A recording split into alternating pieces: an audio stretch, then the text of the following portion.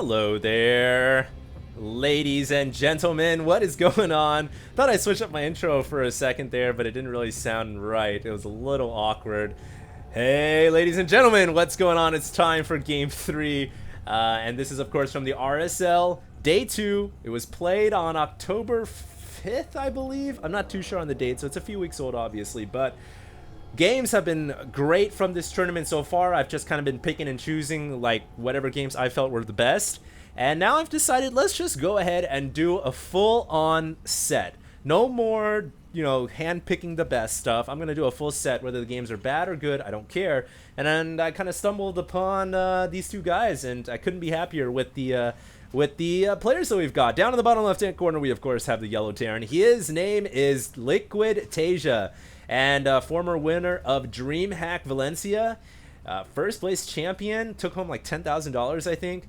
Many consider to be the best or second best player on Team Liquid, probably in contention with Hero. And not much else to say about him, man. He is an absolute monster. His opponent up here in the top right, also making a name for himself lately. Like I said in the first cast, both of these guys are on incredibly hot streaks lately. And Vortix made it very, very close to finishing up WCS Europe, just losing to Stefano. But there's no shame in losing to Stefano, man. He's pretty good. So we'll see what happens here. Another Zerg versus Terran, obviously, and it is going to be cross-map on Entombed Valley. This map is absolutely enormous.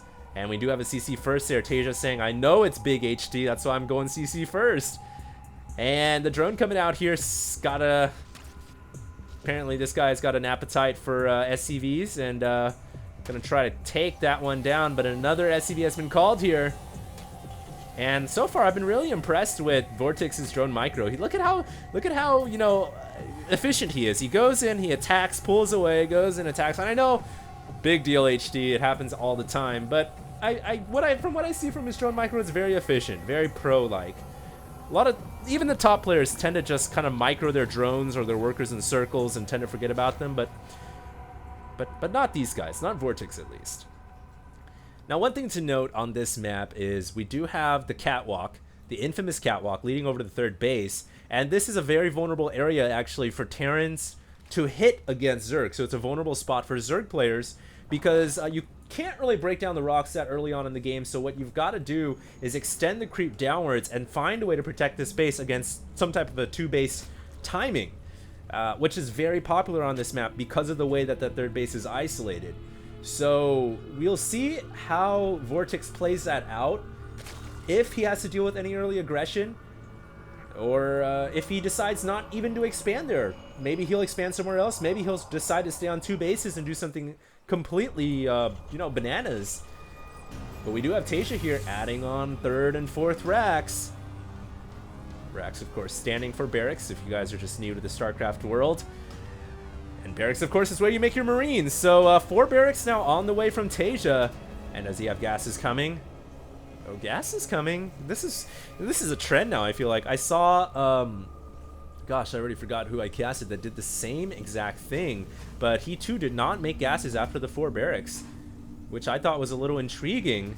And usually in this spot, Terrans will either add 2 more barracks and go for a 2-base, all in with just pure Marines, or at some point very soon they'll add on the gases. But so far Taeja hasn't done that yet. One Zergling leaking on in with red HP, dies to the SCV with the drill in hand.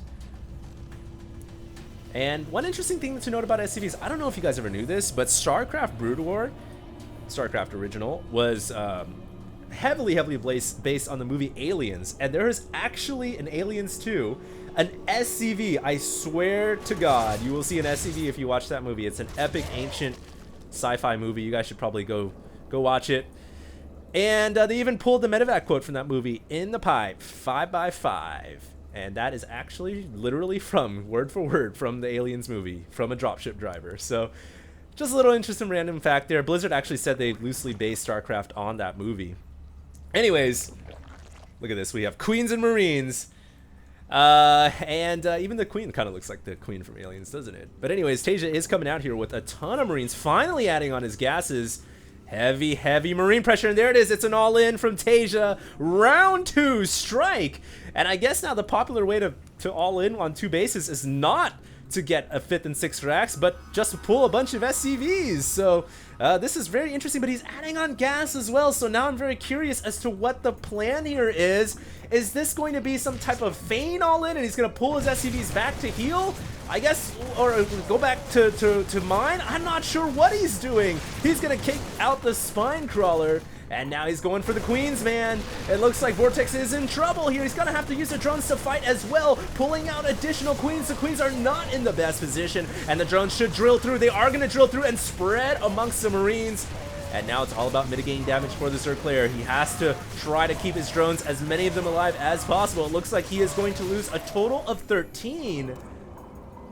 But all in all, you know, I think he came out better on top of that, because you have to remember the Terran lost a bunch of SCVs as well. And he lost a bunch of Marines. And Vortix kept he kept 1 Queen alive at each hatchery and a surplus Queen as well. So he's got more than enough for inject larva. He still has great drone saturation across at least 1 base.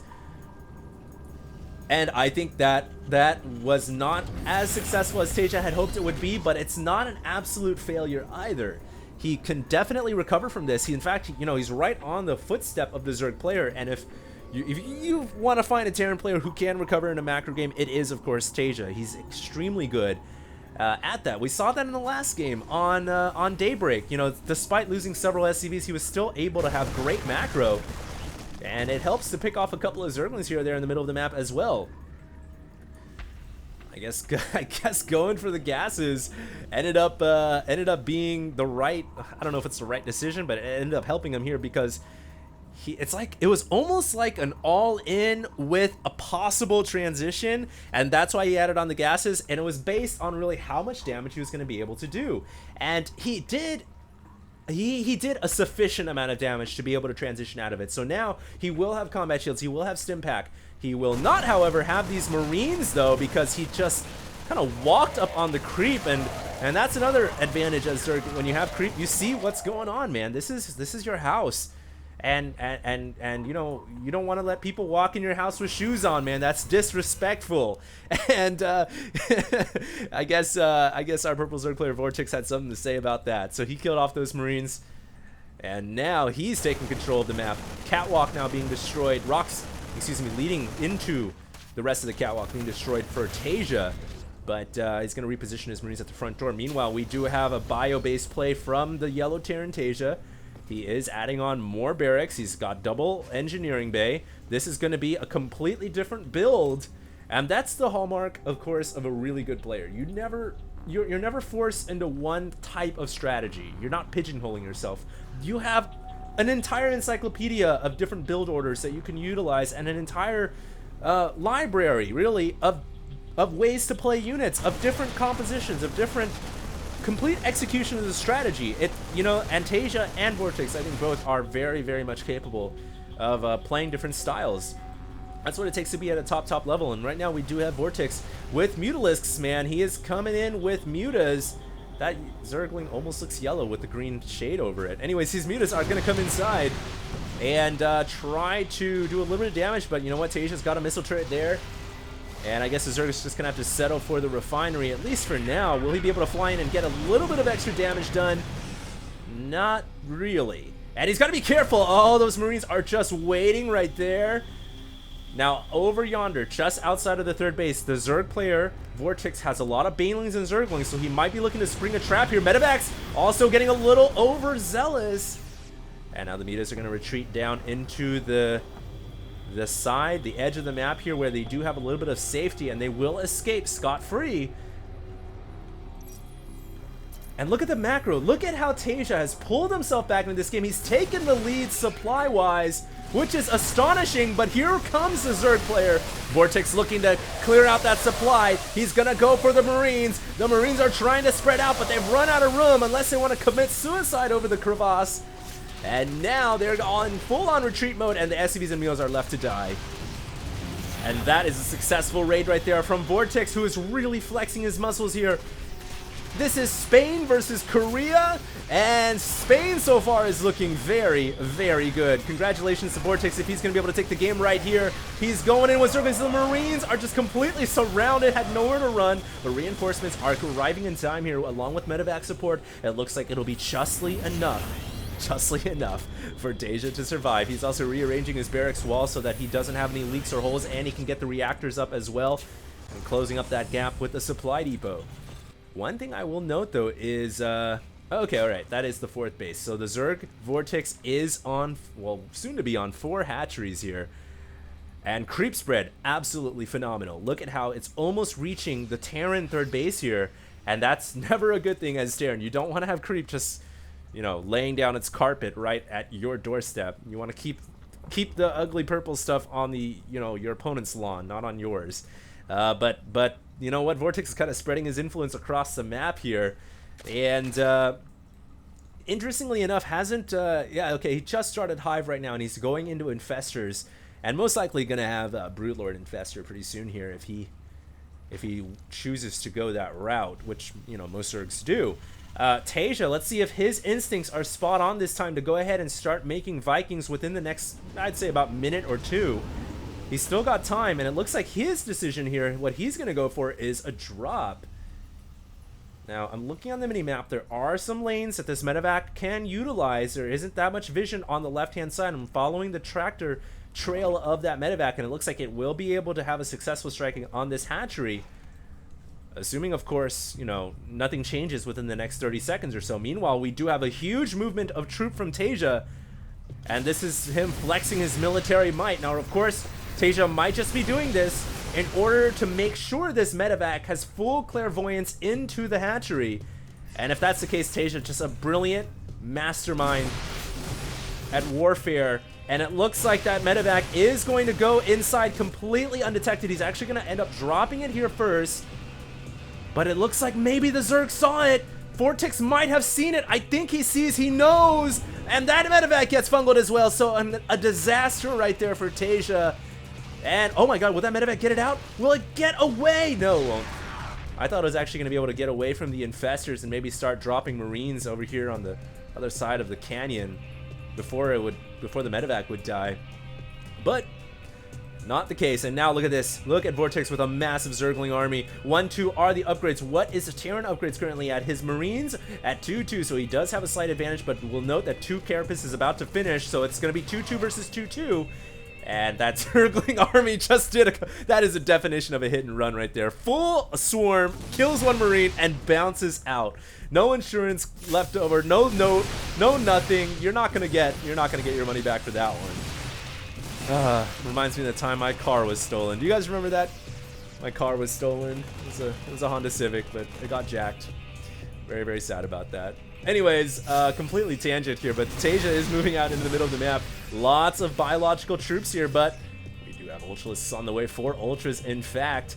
And you know, Zergling, Baneling, Infestor Ultra is pretty freaking good against Taeja and basic bio. He doesn't have any siege tanks in his army at all. That is so weird. And look at the spreading from Taeja. Oh my god! Pro spread! Will it be enough here from Taeja? The Ultras are now coming in for cleanup duty. It is not enough. And a lot of medevacs here still flying in the air. They gotta be careful. They might get fungled. They could get fungled. They will not get fungled. And right there, I think Taeja just escaped with a very lucky break, because if he lost all of his medevacs there, that could have just been good game. But keeping the medevacs alive, they're absolutely crucial. He'll be able to continue healing the new wave of reinforcements.